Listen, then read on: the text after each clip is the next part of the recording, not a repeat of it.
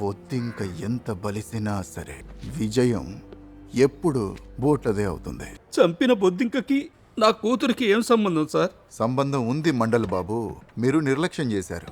ఇవాళ దాని పుట్టినరోజు సార్. అది ఇవాళ 15 ఏళ్ళదై ఉండేది. పోయిన పుట్టినరోజు నాడు అది వాళ్ళ అమ్మని అడిగింది ఈ ఎగ్జామ్లో ఫస్ట్ వస్తే కనుక తనకి ఒక టీవీని కొని పెట్టాలని. నిన్న దాని రిజల్ట్స్ వచ్చాయండి, ఫస్ట్ వచ్చింది. అప్పుడు దానికి ఒక టీవీ కొని ఇవ్వాలి కదా సార్. ఇదిగో చూడు, రాజీవ్ క్యాంపులోని పిల్లలు ఈ రోజు కొత్తగా కనిపించకుండా పోలేదు కదా. గత కొన్ని సంవత్సరాలుగా ఇది జరుగుతూనే ఉంది. ఈ పరుగులు వెతుకులాటలో నేను పాండే నుంచి పీటీ ఉషా అయిపోయాను, కానీ నాకెవరు ఏ మెడల్ ఇవ్వట్లేదే. అయితే సార్ మీరు ఒక ఎఫ్ఐఆర్ రాయొచ్చు కదా, ఇదైతే చేయగలరు కదా మీరు. ఎఫ్ఐఆర్ ఎప్పుడు రాయాలి, ఎలా రాయాలనేది కూడా మీరే మాకు చెప్తారన్నమాట. ఓ పని చేయండి, ఈ బట్టలు కూడా మీరే వేసుకోండి. సరే సార్. 15 సంవత్సరాల పిల్లే కదా, తిరిగి వచ్చేస్తుంది లేవయ్యా. అయితే ఇక ఆశ చచ్చిపోయింది సార్, ఆశ చచ్చిపోయింది.